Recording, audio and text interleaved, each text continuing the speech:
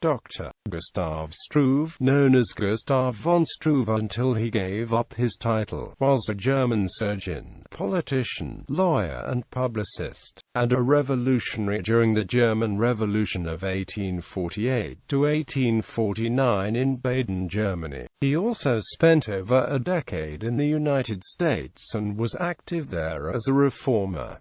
Early years. Struve was born in Munich, the son of a Russian diplomat Johann Christoph Gustav von Struve, whose family came from the less nobility. His father Gustav, after whom he was named, had served as Russian staff counselor at the Russian embassy in Warsaw, Munich and The Hague, and later was the royal Russian ambassador at the Badenian court in Karlsruhe. The younger Gustav Struve grew up and went to school in Munich, then studied law at universities in Göttingen and Heidelberg. For a short time he was employed in the civil service in Oldenburg, then moved to Baden in 1833, where in 1836 he settled down to work as a lawyer in Mannheim. In Baden, Struve also entered politics by standing up for the liberal members of the Baden parliament in news articles. His point of view headed more and more in a radical democratic, early socialist direction. As editor of the Mannheimer Journal, he was repeatedly condemned to imprisonment. He was compelled in 1846 to retire from the management of this paper. In 1845, Struve married Amalia Duser on 16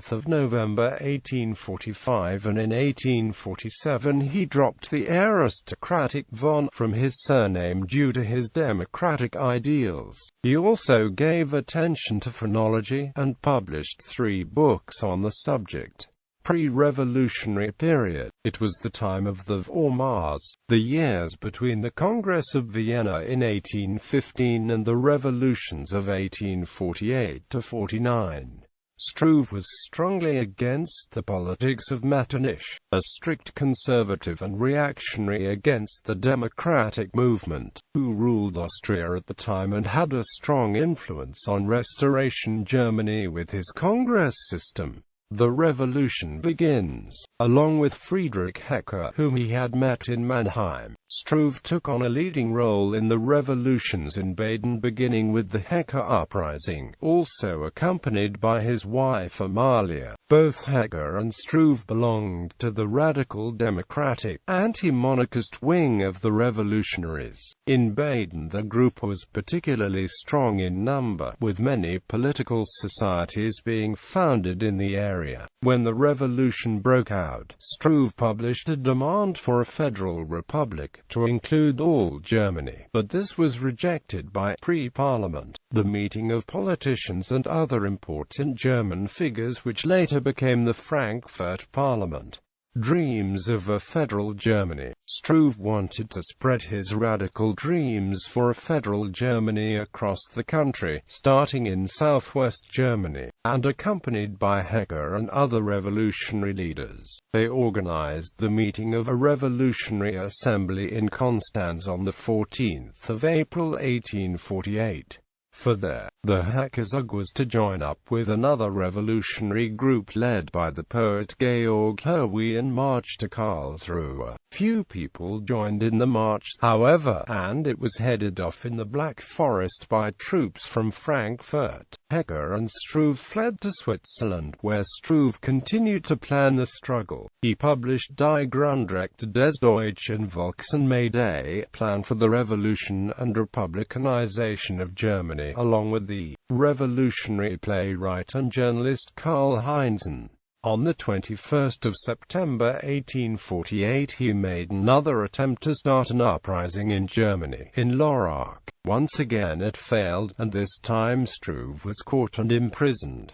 May uprising in Baden. Struve was freed during the May uprising in Baden in 1849. Grand Duke Leopold of Baden fled, and on 1 June 1849 Struve helped set up a provisionary, Republican parliament under the liberal politician Lorenz Brentano. Prince Wilhelm of Prussia, later to become Wilhelm I of Germany, set out for Baden with troops. Afraid of a military escalation, Brentano reacted hesitantly, too hesitantly for Struve and his followers, who overthrew him. The revolutionaries took up arms and, led by Ludwig Mieroslavsky, tried to hold off the Prussian troops, who far outnumbered them. On the 23rd of July the revolutionaries were defeated after a fierce battle at Rastatt, and the revolution came to an end. Post-revolutionary life. Gustav Struve, along with other revolutionaries, managed to escape execution, fleeing to exile, first in Switzerland and then in 1851 to the U.S. In the USA, Struve lived for a time in Philadelphia. He edited Der Deutsche Zuschauer in New York City, but soon discontinued its publication because of insufficient support. He wrote several novels and a drama in German, and then in 1852 undertook, with the assistance of his wife, the composition of a universal history from the standpoint of radical republicanism. The result, Weltgeschichte, was published in 1860. It was the major literary product of his career and the result of 30 years of study. From 1858 to 1859, he edited Die Social Republik. He also promoted German public schools in New York City. In 1856, he supported John Fremont for U.S. President. In 1860, he supported Abraham Lincoln. At the start of the 1860s, Struve joined in the American Civil War in the Union Army, a captain under Blenker, and one of the many German emigrant soldiers known as the 48ers. He resigned a short time later to avoid serving under Blenker's successor, the Prussian Prince Felix Salm-Salm. Struve was an abolitionist, and opposed plans to create a colony of freed slaves in Liberia because he thought it would hinder the abolition of slavery in the United States. Returned to Germany, he never became naturalized since he felt his primary objective was to battle the despots of Europe. In 1863, a general amnesty was issued to all those who had been involved in the revolutions in Germany, and Struve returned to Germany. His first wife had died in Staten Island in 1862. Back in Germany, he married a Frau von Centener. Lincoln appointed him U.S. consul at Sonneberg in 1865, but the Thuringian states refused to issue his exequatur due to his radical writings. In the last years of his life, he became a leading figure in the initial stage of the German vegetarian movement. He had become a vegetarian as early as 1832 under the influence of Rousseau's treatise Emile. On the 21st of August 1870 he died in Vienna, where he had settled in 1869.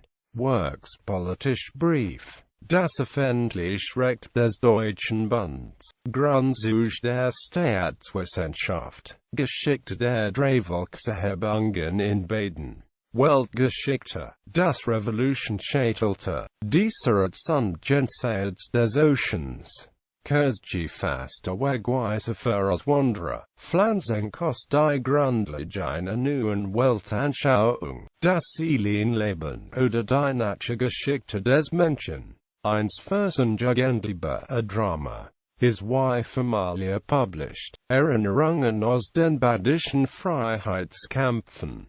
Historische Zeitbilder.